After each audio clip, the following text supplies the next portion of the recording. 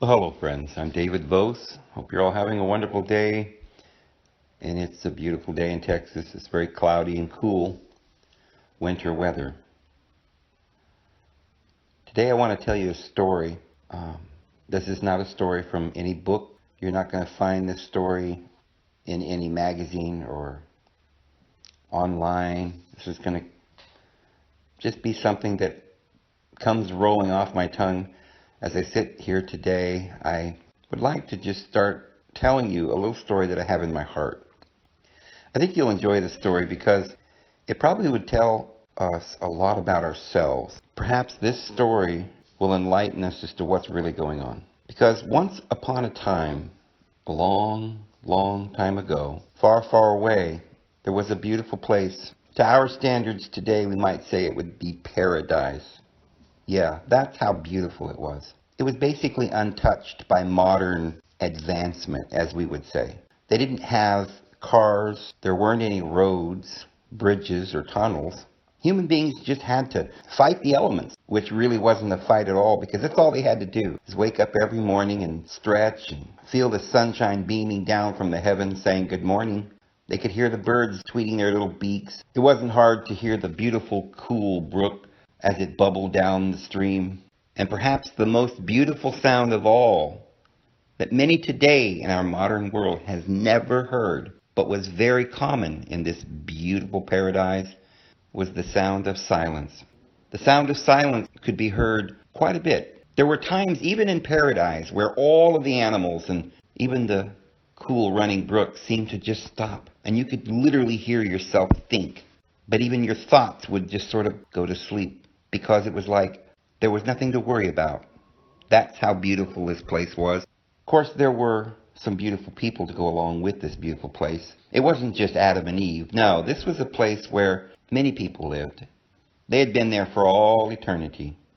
They couldn't remember a time when there weren't people there. They had been told the stories from their grandmothers and grandfathers and their great-great-grandmothers and grandfathers about how the days had continued in the ancient times almost endlessly backwards. But nobody really spent a lot of time talking about those ancient times because all the things that were necessary was handed down.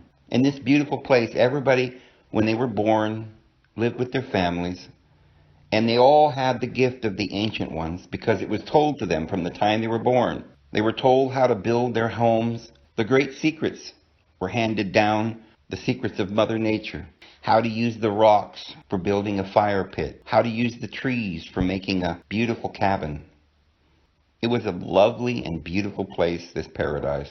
And there was no fear of anything ever spoiling this beautiful place because no dangers had ever been reported and no one could have imagined that any danger should ever come to this little beautiful place called paradise. In this beautiful place, there were many villages. One could probably walk 5 miles, maybe 10 miles, and there would always be a beautiful place, another friend, another member of the great family of Earth, who would welcome you if you were on a journey and literally beg you to come in and have meal with them. Everybody was friends and nobody was afraid of anyone because everybody had everything available to them. There was no injustice. The land was free for all. And everybody had the right when they were born to live on the land. And everybody had the right to take from the fruit of the trees and of the plants that grew there. And it was all growing freely. Everybody was careful not to destroy the beautiful paradise. Everybody knew that this place was just a gift. That was it. It was a gift. And everybody knew that it was their responsibility to give that gift back in return. But I want to tell you about a person named Belinda. That's really what the story is about. Belinda and Jason. They were some young people who grew up in the beautiful highland, pasture land. It was a place of rolling hills and daffodils. And far in the distance you could see high snow-capped peaks. There were horses running free. All kinds of beautiful animals that would frolic and play in the beautiful fields and enjoy the beautiful daisies and daffodils that grew there. And they were all refreshed with the beautiful mountain streams. And it's like they all spoke the same language. Nobody was afraid of anyone.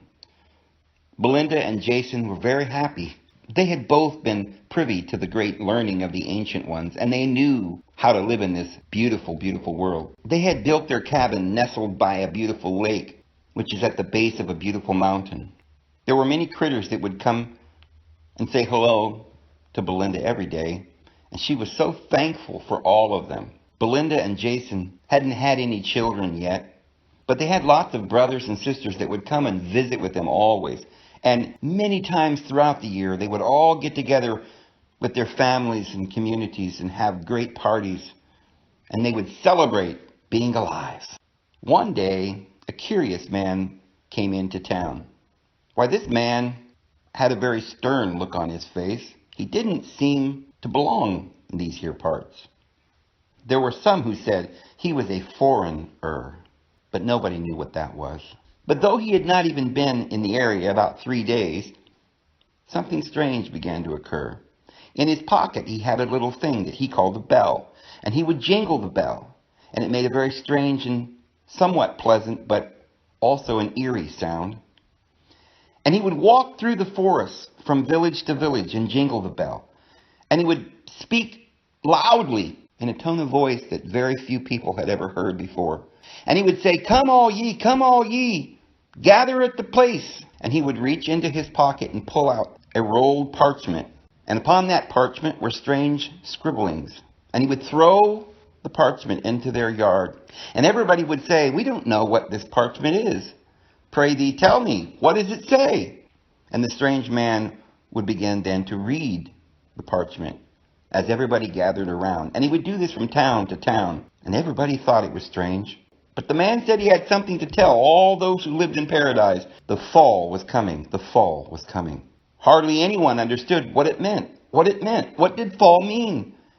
And why was it coming? But the man, very serious now, would look sternly into the eyes of the people. And with a very low tone, he would say, be warned, for the great fall of paradise has come. And you all must take note and be ready. And to ensure that this great catastrophe will never come to ye, for it has come already in faraway villages beyond your imagination on the other side of the world. And all the people said, other side? Pray tell me, are we living on a ball? And the man then looked up from his paper and said, you know not that we live on a ball? Yes, our world is nothing but a sphere spinning at tremendous speeds through space. And the lights that you see in the sky are also balls that are so far away from this place that it proves that there indeed is no God, but nothing, only chance and darkness. For we live on a little ball of beauty in the middle of endless darkness. But you see, the day has come that this darkness is now going to prevail. And all of paradise shall perish if ye do not do what I ask. For this thing I warn ye of has come already to lands far, far beyond, on the other side of the sphere that we dwell upon. For it had already come. Ye zillions of years in time past, it had come to that little star that you see in the sky when you look up to the horizon. To that little star that we call Sirius. And oh, forlorn, now it has come to ye. And if ye do not heed my warning, ye will all perish. What shall we do? Said the people. Because you see, they had never been lied to before, so they didn't know what a lie was. And they had no way to know if the man was a liar, for they knew not what a lie was. They only knew they felt something very uneasy inside their heart, something they had never felt before. And there were many of the villagers who said, this does not seem right.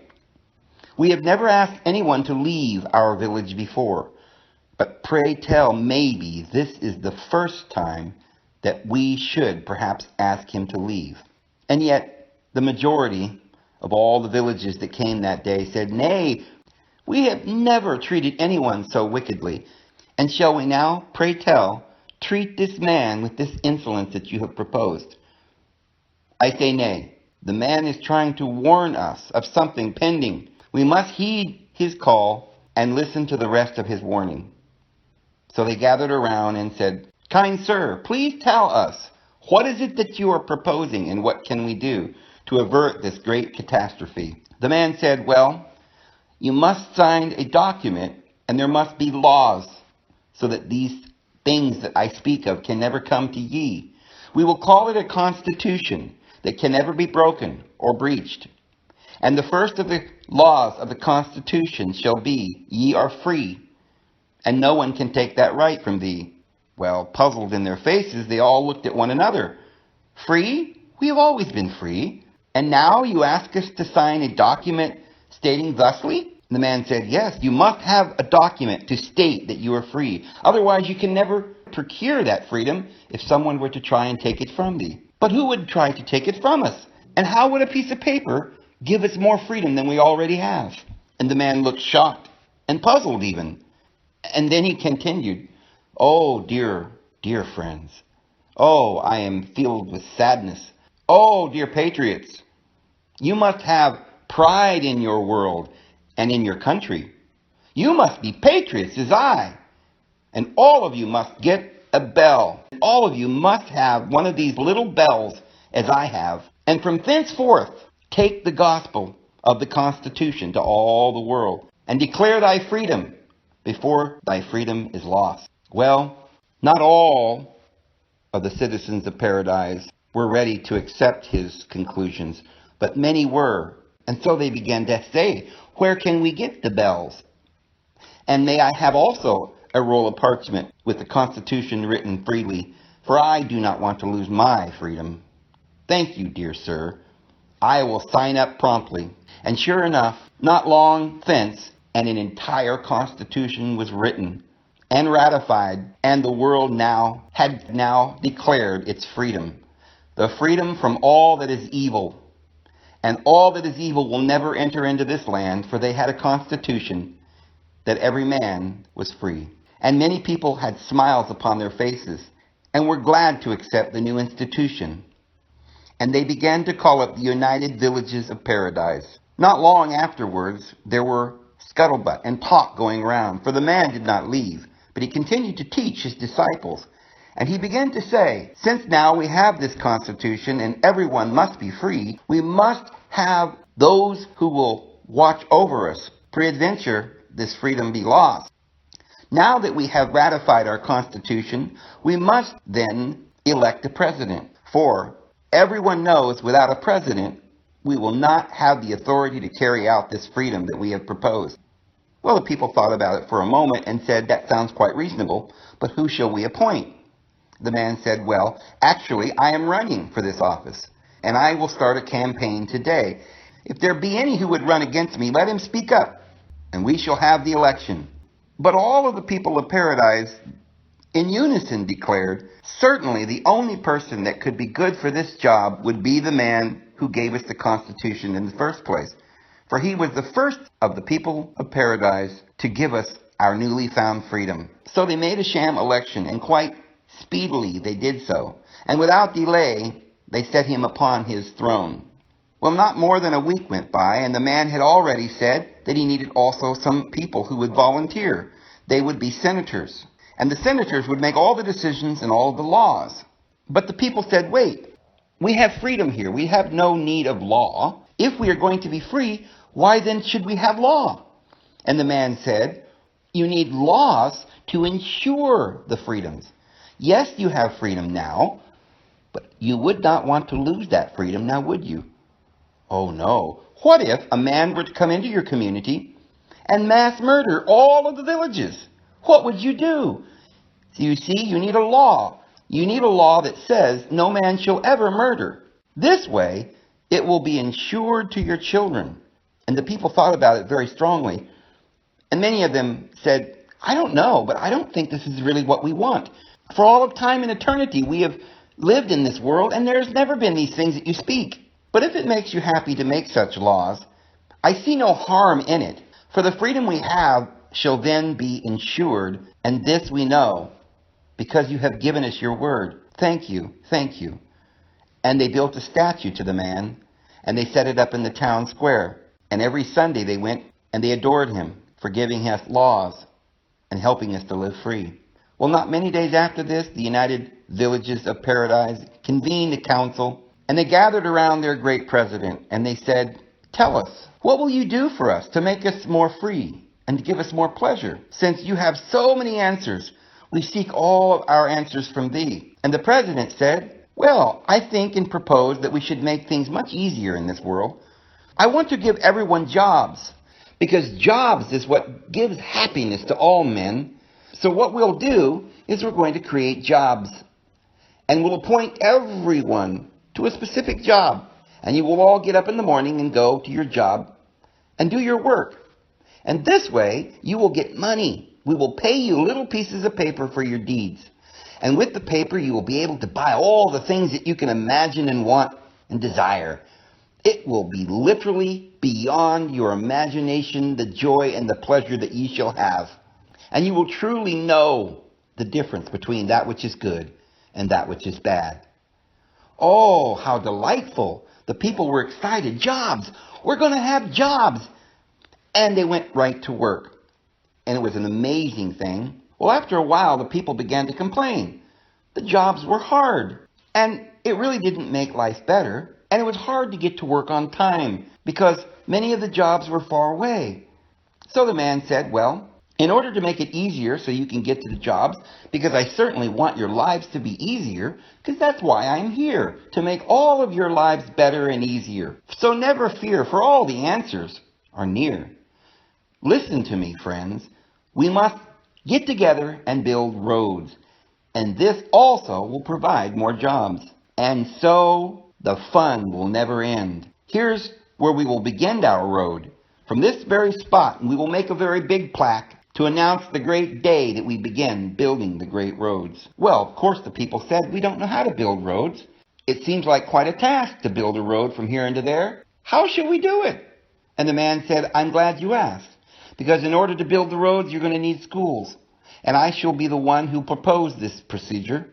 And so because we're at work all day and have no time to raise our children, we will send our children to school. And when they grow up, they'll know how to build roads. And they'll never again forget to build the roads, because we'll keep the schools intact forever and ever. And this will be a delightsome thing, and the fun will never end." Oh, this seemed to be quite amazing. After all, it was getting very difficult. Going to work, making sure the children were safe while they were all at work.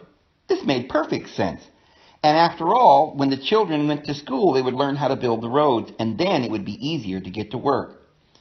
With the help of the great wizard, they built the school, and everything was going smoothly. Well, as time went on, things got very hard, because the task was very great. The people complained and said to the new president, "We are experiencing pain. It is very hard, the work you've proposed. This is not what we want. This is not what we want at all." "What is your grievance?" said the president. "Surely we can fix it. If there's anything wrong, we can fix it. Of course we can. Tell me your grievance." Well, the people said there were many grievances.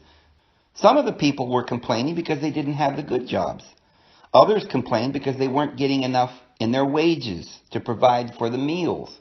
Others were complaining that the hours were too long. And after a long while of this complaining, the new president stood up and said, "Don't worry.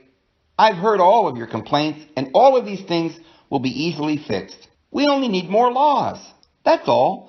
I propose to create another law, and this will be the law of equality.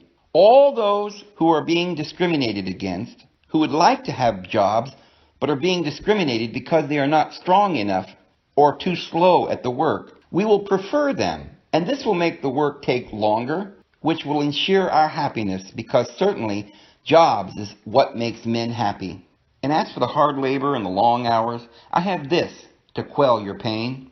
And he reached into his pocket and pulled out another gift to give mankind. It appeared to be a small board, a flat board, but it was more than a board, because on this little board was a button. And if one would point the board towards another and push the button, a beautiful picture of that person would form in the mirror. It was an amazing thing.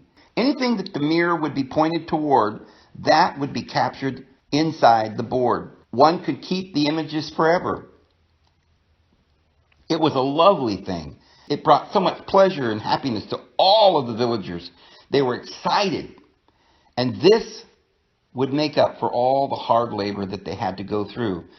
Because if they were to work longer hours, they could make more money, and then they could purchase this board. It was an amazing deal, and they all went straight to work. After a while, well, everybody went crazy with their little black boards with the mirror on top, and they began taking images of everything they could see. It got to the point where they had to go to the president, and the president proposed that we call lawyers into action, but nobody had ever heard of lawyers because of privacy clauses, and many people were sued and all of their money was taken. Too bad for them. But for all of us who got to enjoy the black boxes with the little mirror on top, it was an amazing thing, and we really didn't worry too much about those who had to be put into the prisons that we were building quite readily everywhere, because many of the beautiful people in the villages now were having to go to prison since they were not willing to do and keep the law. This way, our freedom remained, and all of us who would abide by the law could remain free. It was really a small price to pay for the joy and the pleasure that these little black boxes with the mirror on top was giving us all. One day, while Belinda and Jason were in their cabins all alone with the door shut, they were talking and some doubt came out. This is something that had never happened to Belinda before. She was always such a beautiful spirit. Never did anything negative ever come from her tongue. But today, there was negative, and it began to spew out, just start pouring out of her. She couldn't help it. She kept talking and talking. It was negative. She was complaining. Jason had never seen her this way before. She kept saying, and she kept saying the negative, and finally she began to cry. And then she began to fall apart, and she didn't know what to do, but she continued to sob, and Jason just held her. Well, the next day, as they were at their job, they started noticing that some of the people were laughing. There were people snickering, even maybe pointing fingers. Belinda said, "Why are they laughing?" Jason said, "I don't know, let me ask." So Jason went over to the laughers and said, "Why are you laughing? What is so funny that you should be snickering so?" Well, a villager stopped and looked at Jason and said, "You do not know? We know what happened to Belinda yesterday. And we know that you don't want anyone to know. But it's really quite funny, and all the world has found out. You're a phony. You're not a positive, caring, and loving person, as you say, but yes, quite negative, and I think rotten, if I may." And Jason said, "Well, how do you know? Who told you this? We were alone, in privacy. How do you know of these things?" They said, "Well, of course, we know because of the black box with the little mirror. Everything is recorded there, you know." "What?" Jason said with his eyes beaming large. And Jason ran away. Jason grabbed the little black box from Belinda's hand and he threw it into the forest. And then he said, "Come, dear, come, we must run away." And he told her all that had occurred. Well, at first it made Belinda very angry. And then very sad.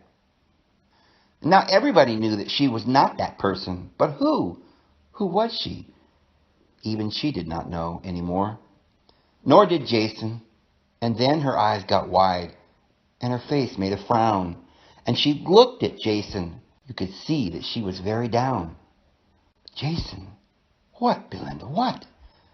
She says, "The black box. You mean it takes an image of us and records everything we do?" He said, "Yes, of course, everything. For now we are all free, and everyone knows everything about all of us, and he will never let us be." So Jason said, "But here is what you must do. We will be free only when and where we want to be. For this freedom, I think, has limits. From now on, we will not take our black boxes with us when we go into the bedroom." Well, Belinda said, "Possibly, but I don't know if I could live without my black box. Even for a moment, my dear. It has really become a part of me, and I don't think that I can spend so long each day without my black box. Even now I am trembling because I have no black box with me now. Where did you put my black box?" And Jason said, "I threw it into the bushes. You don't need it." Belinda says, But Jason, I want to be happy. I've got to have my black box." And she ran away fast, and Jason was following. They ran and they ran, And they came to the place where the black box might be, and they searched and searched and found it. Oh, they found it with glee. They ran back to town only to see there were riots going on. Oh, woe is me. It was just incomprehensible. Another meeting was called. Villages far and wide gathered round the president. And they held up their parchments. And they demanded with voice, "We want our freedom, and you have no choice." Well, the president was surprised to see all of the anger. And he said, "There has been born to us a child in a manger."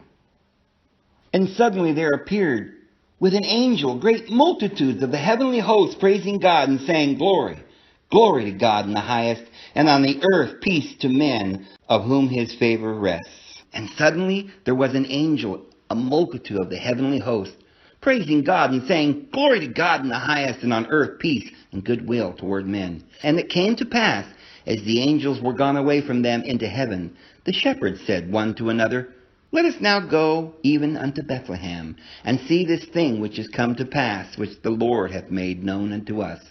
And they came with haste and found Mary and Joseph and the babe lying in a manger. And when they had seen it, they made known abroad the saying which was told them concerning this child. And all they that heard it wondered at those things which they were told by the shepherds.